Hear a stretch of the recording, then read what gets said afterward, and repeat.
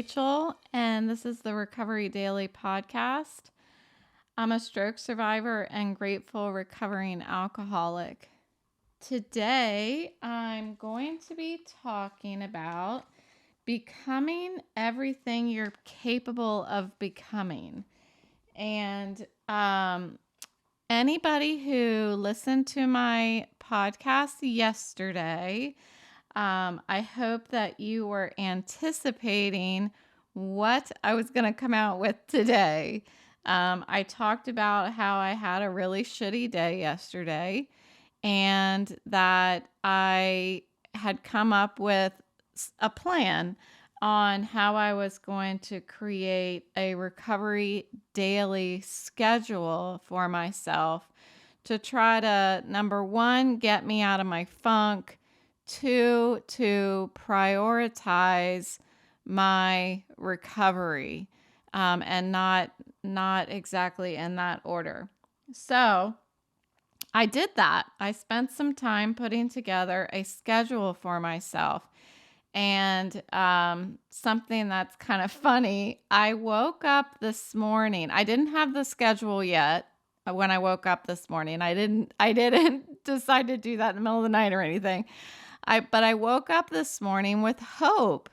And that was one thing that I was going to put a little star on my mirror every day that I felt this really strong feeling of hope. So I get a star for today. I should go on Amazon and buy myself some little star stickers maybe. So I woke up this morning, I was feeling hope, and I don't know who out there has listened to the movie. Oh no, I'm having oh shoot, I can't think of the name. Oh, anyway, there's a line from a movie about people who smoke pot all the time. If you know what movie I'm talking about, put it in the comments of this episode. But one of the main characters, his name is Thurgood Jenkins. He woke up in the morning and he said, "It's a brand new day, Thurgood Jenkins." It's a hilarious movie. Anyway, that's what I thought of when I woke up this morning. So I really, I did not pop out of bed, that's for sure. I was super tired because I stayed up too late, but my new schedule is going to fix that for myself. So I woke up, I was tired, but I still was kind of jazzed up about having a plan. Sometimes just having a plan is all you need, but implementing the plan is the most important part of that. So before I get into what schedule arrangements I've made, I wanted to talk about something called the hierarchy of, let's see, what are we actually calling it? It's a 5-stage model of human needs, and it's arranged in a hierarchy. So this was created by an American psychologist, not a psychiatrist, psychologist, and his name was Abraham Maslow. And so he wrote a paper in 1943 called A Theory of Human Motivation. So I wanted to share this because I think it's really interesting. So I'll talk through it, and then we'll get over to my recovery schedule that I've made for myself. So Maslow wanted to understand what motivates people, and he believed that people possess a set of motivation systems unrelated to rewards or unconscious desires. He stated that people are motivated to achieve certain needs. And then when one need is fulfilled, a person seeks to fulfill the next one, and so on. The earliest and most widespread version of Maslow's hierarchy of needs, that's what I was looking for, it's called the hierarchy of needs, includes 5 motivational needs. they're often depicted as hierarchical levels within a pyramid. So this 5-stage model is divided into basic needs that includes like your physical needs, like safety, love, esteem, and then your food and water and all that stuff. And then your growth needs, which is called self-actualization. The deficiency needs, otherwise known as the basic needs, are said to motivate people when they are unmet. Also, the need to fulfill such needs will become stronger the longer the duration they're denied. So, for example, when a person goes without food, the more hungry they will become. The longer they go without water, the thirstier they're going to become. So one must satisfy lower level basic needs before progressing on to meet your higher level growth needs. And then once these needs have been satisfied, one may be able to reach the highest level of needs, which is called self-actualization. Every person is capable and has the desire to move up this hierarchy towards self-actualization. And I'll talk about what self-actualization is. Unfortunately, during the progress, it's often disrupted by failure to meet lower level needs. Life experiences, including things like divorce and losing your job, can fluctuate you between the levels. So, and then imagine if, it makes perfect sense. Somebody who is really struggling to just meet the basic needs in life, the basic physiological needs, is not terribly concerned, about self-esteem and, their social impact and stuff like that. They're really just trying to live at that point. So Maslow noted that only 1 in 100 people become fully self-actualized because our society rewards motivation primarily based on esteem, love, and other social needs. So let's look at the hierarchy of needs.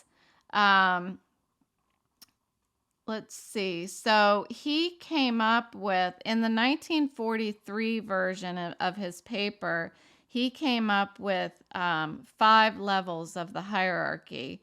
However, in 1970, in the 60s and 70s, he came up with an expanded version that includes cognitive and aesthetic needs. So I'm just going to kind of talk through this hierarchy, and then I'll get over to what needs I need to focus on to just kind of boost my recovery, and then we'll work through how to address the later needs in the hierarchy. So number 1 is your basic biological and physiological needs. So these include things like air, food, exercise, drink, shelter, sex, sleep, exercise, all of those things that you need for your body. And these basic needs encompass those focus areas that I've addressed earlier this week that are required in order to encourage your neurological connections.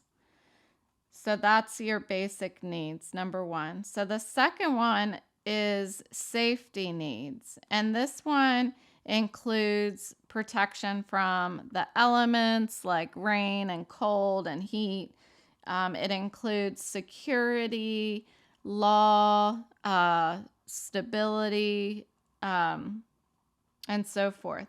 Okay, number 3 is love and belongingness needs. So this is what is included in this level. It's friendship and intimacy, affection and love. And this is from across the board in your life. This is from your family, your friends, a romantic relationship, and even from people at work. So having that, those relationships at work are all included in number 3. And then the next level is esteem needs. So this is including your self-esteem, your achievement, mastery, your sense of independence and prestige, and your status.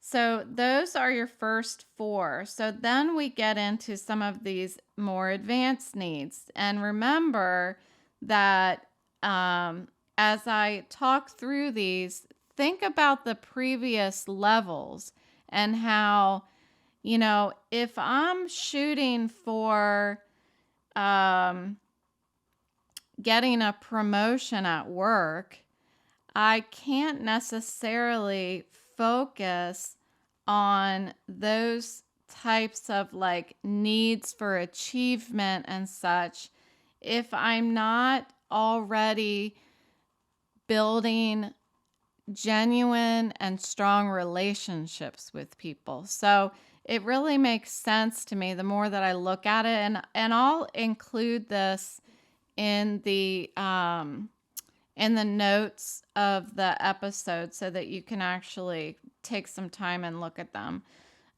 Okay, so the 5th one is cognitive needs. So this is knowledge and finding meaning. The next one is aesthetic needs. This is your appreciation and search for beauty and balance.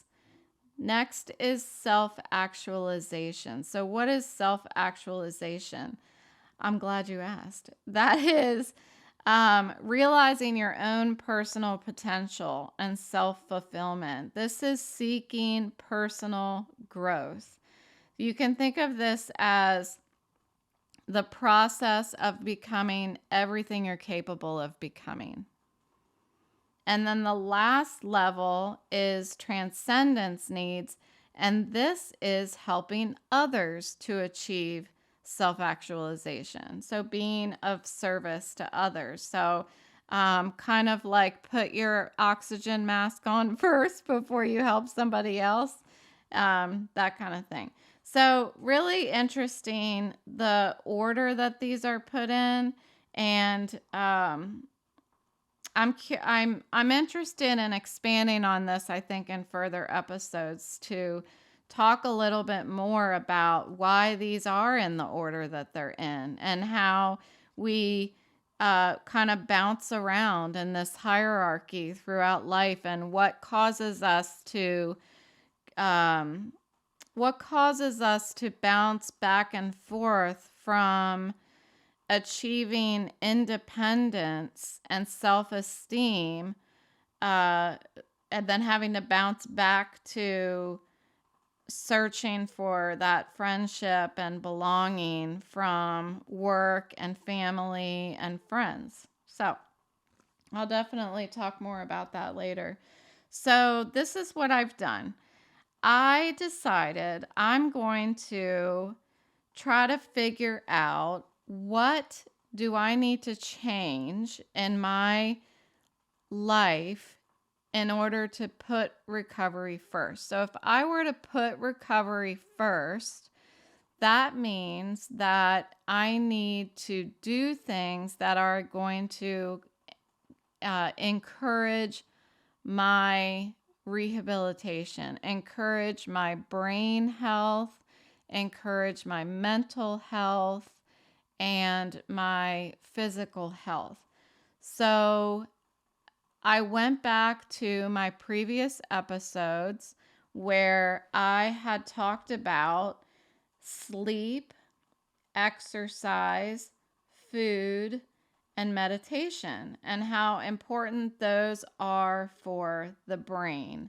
That without those basic needs, nothing's going to change. I'm not going to set myself up for success. So I started with sleep because I think in my situation, sleep is really the most important thing that I can do. I have been really forcing myself to sleep in some situations. Like today, I did not want to take a nap. My brain was just going crazy. I was thinking about something silly from years ago, and I actually started getting kind of anxious and spun up about it. So I had to take a couple breaths, and I was thinking through a meditation that I had done the night before to go to bed. And so I was thinking through that meditation again, and I went to bed. I went to sleep, I should say.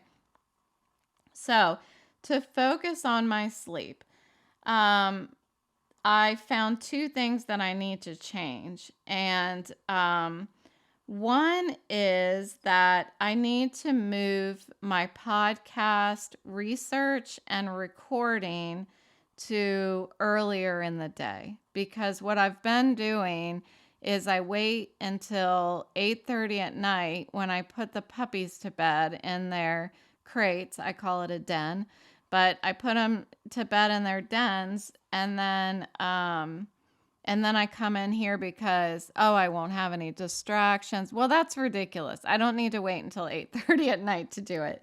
I've got all day, and I'm even struggling at times to not be bored. So why am I not working through this the way that I would do a job? So as long as I'm up for it, then I can move it to earlier in the day.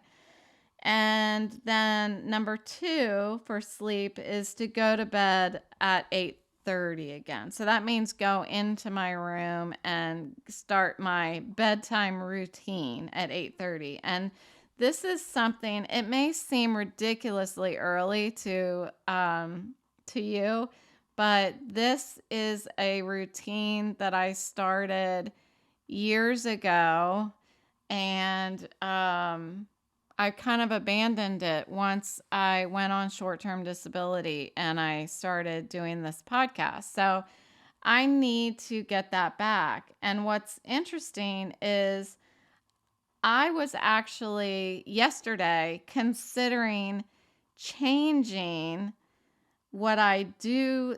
Like, typically when I wake up in the morning, I go to a sobriety meeting. I feed my dogs, I let them out, and then I go from 7 a.m. to 8 a.m.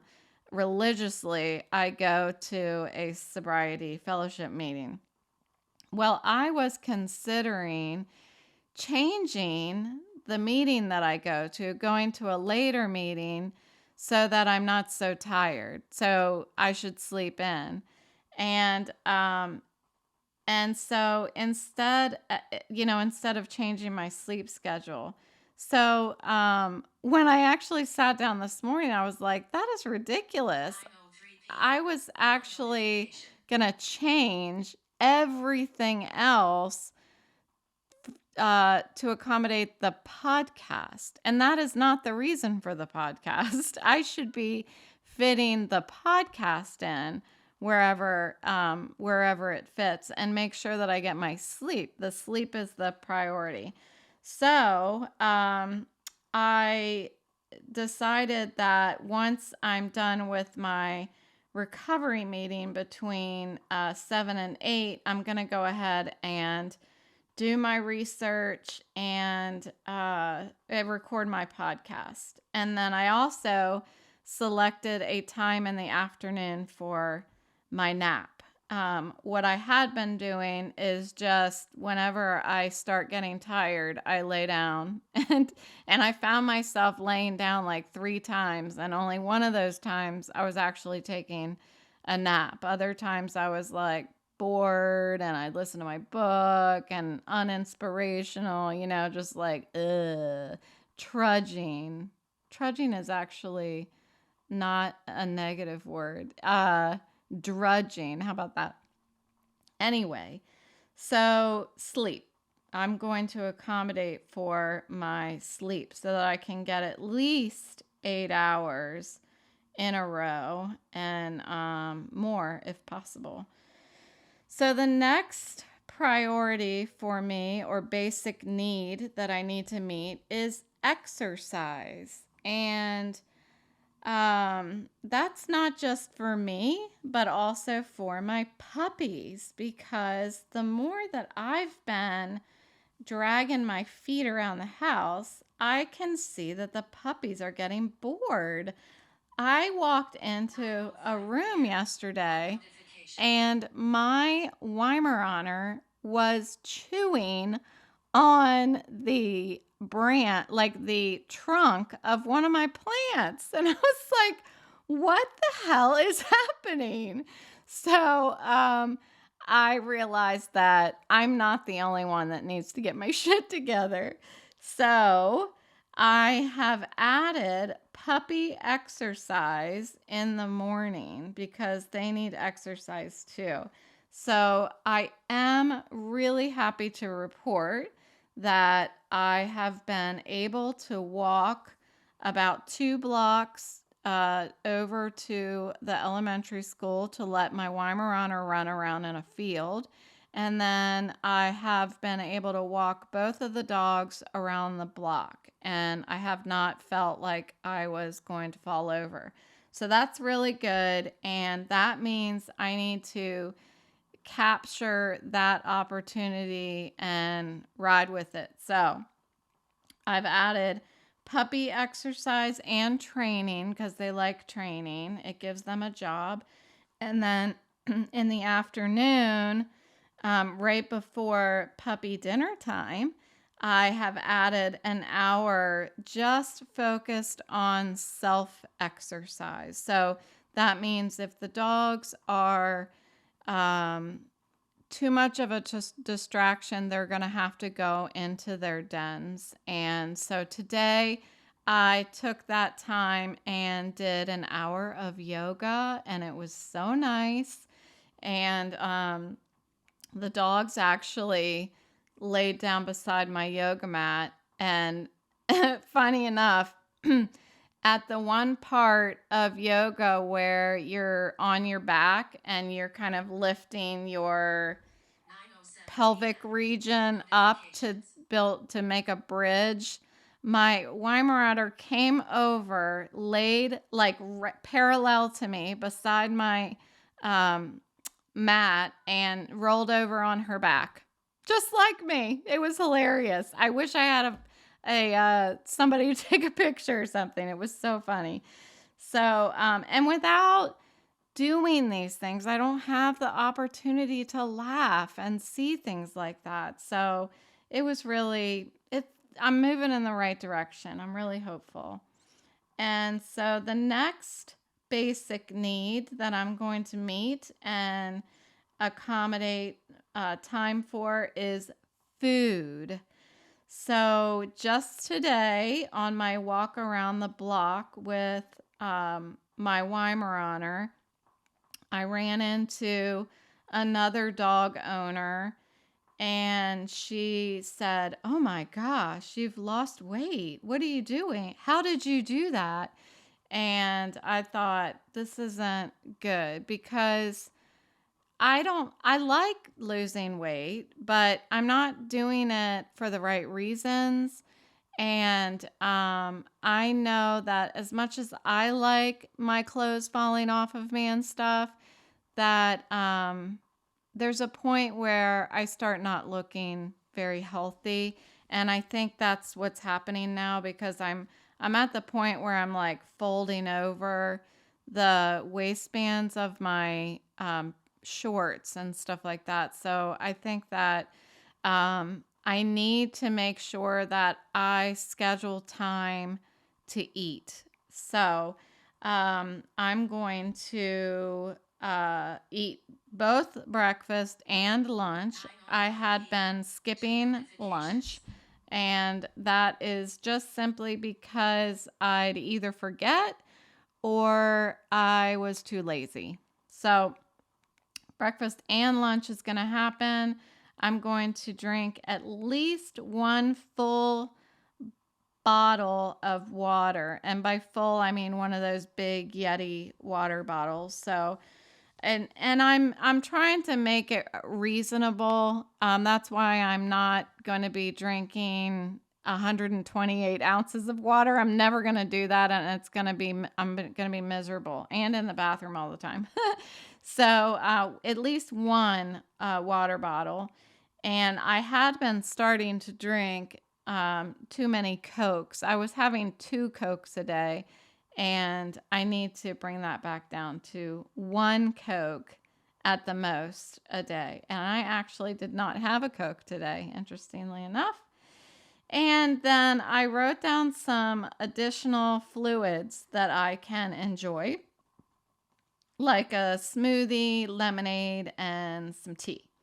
And you see, like, I realize this is very kind of tedious and detailed and stuff, but this is really helpful to me to do this kind of exercise. And I think that everybody should do something like this to almost reassess if you are meeting your basic needs and what do you not have time for and where can you steal that time from. So next we have, and I apologize if you can hear my voiceover in the background. I forgot again to turn that off. And so the next basic need for me, I've added rehab. So I need to make sure that I do my rehabilitation, my vision therapy homework twice a day. And so I have assigned a specific time to do that because what I was doing is, oh yeah, I got to do my vision therapy. I mean, it only takes like not even 5 minutes to do it. It's probably getting to the point where it's about 5 minutes each time. But I'll do it when I feel like it or when I remember. And that's not prioritizing recovery. So I'm going to do that. And then I've also put aside time to reward myself from completing my rehabilitation. And this goes back to the happy chemicals. I need to make sure that I'm rewarding myself for a job well done, and by rewarding, I mean I get to do whatever. I like to sit in the sun. I like to do my crafts, and I like to do my sewing and my audiobooks. And my boyfriend got me a projector to see if I can watch TV on the wall like that instead of on the device. So I'm going to set some time to practice watching the projector also. And those are all fun stuff and interesting stuff. So that'll follow my rehab time. And then the final basic need that I need to meet is to schedule some time to meditate. And what I have been doing over the past 6 weeks is I would, sorry, my mind just went blank. I would, when I was getting ready to lay down for bed, either for my nap or at night after I turn the light off, that's when I would turn on a meditation. In the evening, I turn on a sleep story, and I don't consider that a meditation. But the actual meditation, like a calm, Tamara Levitt type meditation, I need to actually sit in a quiet room and close my eyes and not be laying down and getting ready to go to sleep, because what I hear is that this is not a meditation, that is going to sleep. And so meditation is about staying awake but calming your mind. So that's what I've got for my new schedule. So I am writing my new schedule on I have a whiteboard in my room that's left over from my COVID office that was in my bedroom. So I'm going to write my schedule up on the wall. And if I don't meet these times exactly, that's okay. This isn't something that I'm beating myself up for. This is something that will serve as guidance for me, so that if I'm ever sitting and thinking, what am I going to do now? And that's been happening a lot. I can look at my schedule and know that I have my whole day from 6:25 in the morning to 8:30 at night accounted for, about what I should be doing during that time. There is time from 5 p.m. to 8:30 p.m., and that I just have set as reward and rest. And that's really because this is time that I spend with my boyfriend, and we have dinner together and we have lots of conversation. We used to watch TV, but now we talk, and it's actually pretty fun, I think. So anyway, that's what I've got. So I'm looking forward to getting started with this tomorrow. I did a little bit today, but we had a little bit of a wonky schedule because it was a Sunday and we went to Home Depot, which was super fun. It's super fun to go to the grocery store for a spell and go to Home Depot when you have not left the house in 7 days. Let me tell you, you should try it. It really makes you appreciate all the new products in the grocery store, and all the people that you see walking by. So kind of funny. All right. Well, thank you for listening, and thanks for the support and continuing to tune in. I really appreciate you all being on my recovery journey. I'll talk to you tomorrow.